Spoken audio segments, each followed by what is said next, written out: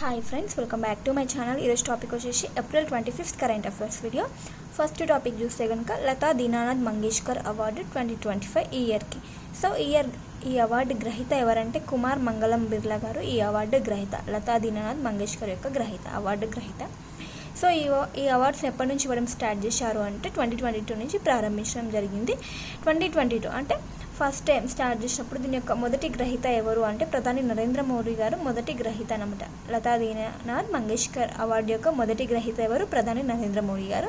Next 2023 ఇయర్కి వచ్చేసి ఆశా భోన్స్లే, 2024 ఇయర్కి వచ్చేసి అమితాబ్ బచ్చన్కి ఈ అవార్డ్స్ అనేది ఇవ్వడం జరిగింది. సో ఈ ఇయర్ వచ్చేసి కుమార్ మంగళం బిర్లాకి ఇవ్వడం జరిగింది. సో ఎవరి చేతుల మీదుగా అంటే మోహన్ భగవత్, ఆర్ఎస్ఎస్ చీఫ్ అయినటువంటి మోహన్ భగవత్ చేతుల మీదుగా ఈ అవార్డు అనేది ఇవ్వడం జరిగింది. నెక్స్ట్ ఆపరేషన్ టిక్కా అంటే ఏంటి అంటే ఇది పహల్గామ్లో రీసెంట్గా ఉగ్రదాడి జరిగింది కదా. సో ఆ పాకిస్తాన్ వాళ్ళు చేసిన దాడికి ప్రతీకారంగా మన భారత్ చేపడుతున్నటువంటి ఒక ఆపరేషన్ అనమాట. సో ఎవరికి వ్యతిరేకంగా అంటే పాకిస్తాన్కి వ్యతిరేకంగా చేపట్టే ఆపరేషన్ టిక్కా. దాని పేరేంటి? ఆపరేషన్ టిక్కా. సో ఉగ్రవాద నిరోధక ఆపరేషన్ ఇది ఎవరు చేపడుతున్నారంటే ఇండియన్ ఆర్మీ చేపట్టనుంది. పహల్గామ్ దాడి తర్వాత దానికి ప్రతీకారంగా, దానికి రివెంజ్గా ఈ దాడి అనేది జరుగుతుంది. ఆపరేషన్ టిక్కా అని చేపడుతుంది మన Indian army. Next current affair, 3000 ఏళ్ల నాటి నాగరికత అనేది బయటపడడం జరిగింది. ఎక్కడ అంటే మహారాష్ట్రలో ఈ 3000 ఏళ్ల నాటి నాగరికత బయటపడిందంట. సో ఇది వచ్చేసి ఇనుపయుగంకి చెందినటువంటి నాగరికత. దీని గురించి ఎవరు తెలిపారంటే నాగ్పూర్ విశ్వవిద్యాలయానికి చెందినటువంటి పరిశోధకులు ఈ నాగరికత గురించి తెలపడం జరిగింది. Next current affair, CSIR AMPRI యొక్క డైరెక్టర్గా సూర్యాపేట జిల్లాకు చెందినటువంటి డాక్టర్ తల్లాడ భాస్కర్ని ఈ డైరెక్టర్గా నియమించడం జరిగింది ఈ సంస్థకి, CSIR AMPRI అనే సంస్థకి. సో ఇక్కడ దీని యొక్క హెడ్ క్వార్టర్ ఎక్కడ ఉందంటే భోపాల్లో ఉంది, మధ్యప్రదేశ్లోని భోపాల్లో ఉంది. దీని యొక్క అధ్యక్షుడిగా ఎవరు ఉంటారు? దీనికి CSIR యొక్క అధ్యక్షుడిగా ఎవరు ఉంటారంటే ప్రధానమంత్రి ఉంటారు. సో ప్రజెంట్ ఎవరు అధ్యక్షుడు అంటే ప్రధాని మోదీ గారు దీనికి అధ్యక్షుడిగా ఉన్నారు.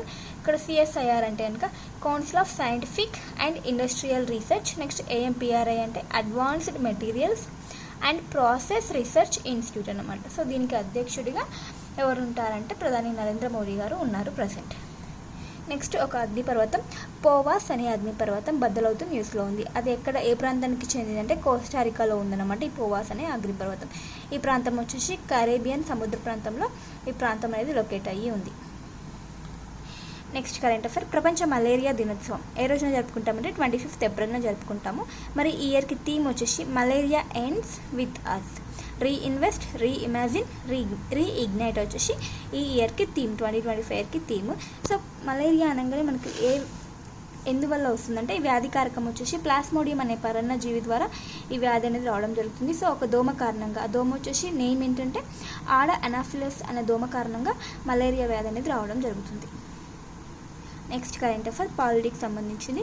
కనీస ఓట్లు సాధిస్తేనే ఏకగ్రీవ ఎన్నిక చెల్లుతుంది అన్నట్లు సుప్రీంకోర్టు కీలక సూచన అనేది చేయడం జరిగింది. ఎందుకు అంటే దీనికి సంబంధించి ఏకగ్రీవ ఎన్నికకు సంబంధించి ఒక బిల్ అనేది దాఖలు అవ్వడం జరిగింది.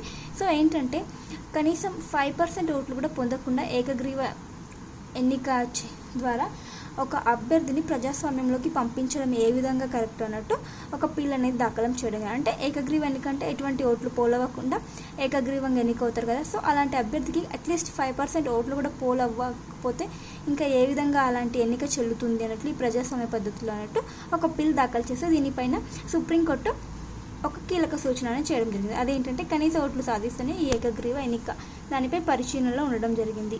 ఏకగ్రీవ ఎన్నిక కావాలంటే కనీసం 5% ఓట్లైనా పొందాలి ఆ అభ్యర్థి అన్నట్లు సుప్రీంకోర్టు ఒక కీలక సూచనని జారీ చేయడం జరిగింది ఇక్కడ. నెక్స్ట్ ఇంకొకటి తలాక్ ఏ హసన్ ఇది వచ్చేసి చెల్లుబాటే, కరెక్టే, ఇది చెల్లుబాటేనని బాంబే హైకోర్టు తీర్పునివ్వడం జరిగింది. చట్టబద్ధమైనట్టు ఒక తీర్పు ఇవ్వడం జరిగింది. సో మనం ఇక్కడ చూస్తే తలాక్ అంటే కనుక ట్రిపుల్ తలాక్ వచ్చేసి ఇది రద్దయిందన్నమాట. 2019లో చట్టవిరుద్ధమని రద్దు చేయడం జరిగింది ట్రిపుల్ తలాక్ని. అయితే అన్ని తలాక్లను రద్దు చేయలేదు మన ఇండియన్ గవర్నమెంట్, కొన్నింటిని రద్దు చేసింది. అందులో ట్రిపుల్ తలాక్ని రద్దు చేయడం జరిగింది. ఇక్కడ తలాక్ ఏ హసన్ అనేది చెల్లుబాటు అని తీర్పు ఇవ్వడం జరిగింది. ఇక్కడ తలాక్ ఏ హసన్ అంటే ఏంటంటే తలాక్ చెప్పిన తర్వాత 3 నెలల తర్వాత విడాకులు అనేది రావడం జరుగుతుంది ఈ పద్ధతిలో.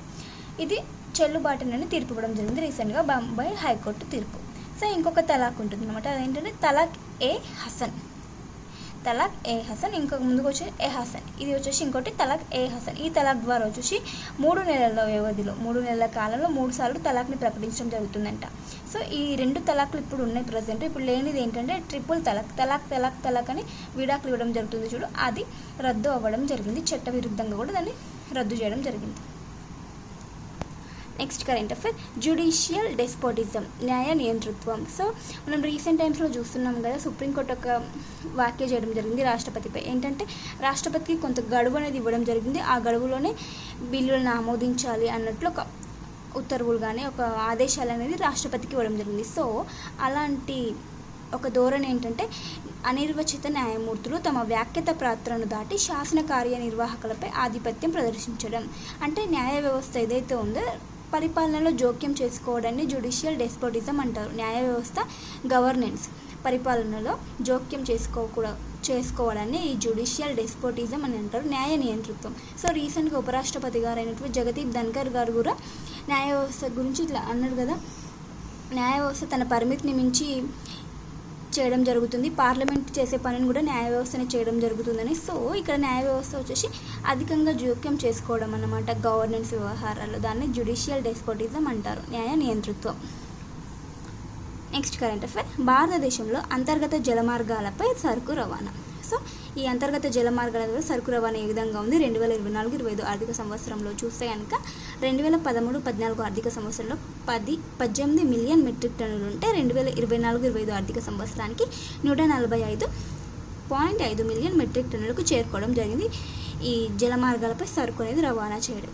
సో ఎంత మొత్తంలో పెరుగుదల అంటే వార్షిక వృద్ధి రేట్ ఎంత అంటే 20% వరకు పెరుగుదల కనిపించడం జరిగింది. సో మరి ఇందులో సరుకు రవాణా అని చెప్పినప్పుడు ఎక్కువగా ఈ వేటిని రవాణా చేస్తారంటే బొగ్గుని, ఇనుమధాతును అండ్ ఇసుక, ఫ్లై యాష్ని టోటల్గా రవాణా చేసే దాంట్లో 68% వరకు వీటిని రవాణా చేయడం జరుగుతుందంట.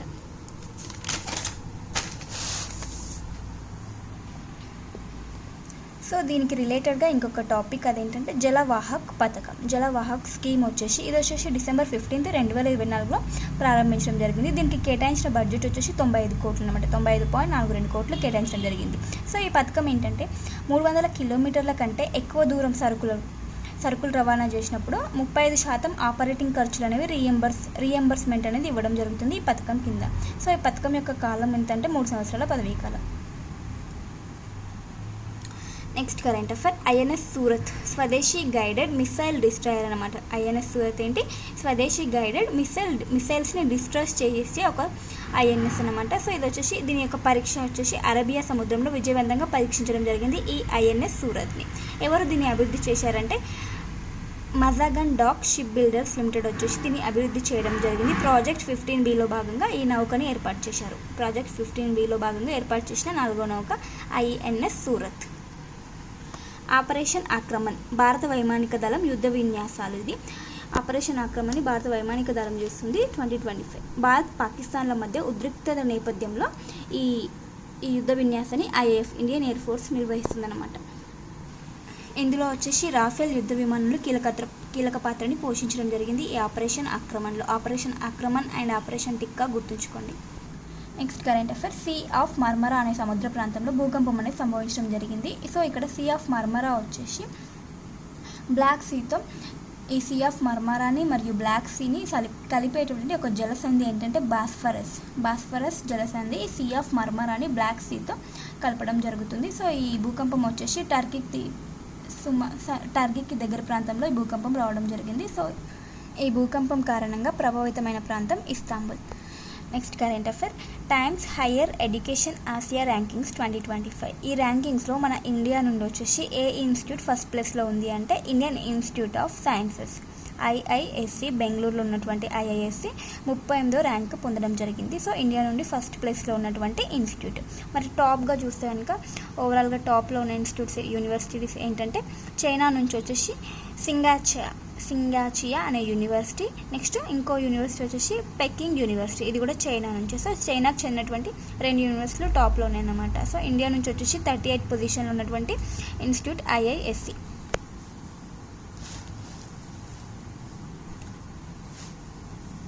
వెస్టర్న్ ఘాట్స్లో మంచినీటి చేపల సంబంధించిన కొత్త జాతులు కనుగొనడం జరిగింది అనమాట. వాటి యొక్క నేమ్స్ ఏంటంటే మంచినీటి చేపల జాతులు. వాటి పేర్లు వచ్చేసి లాబియో ఉరు, లాబియో చెకిడా వాటి యొక్క నేమ్స్.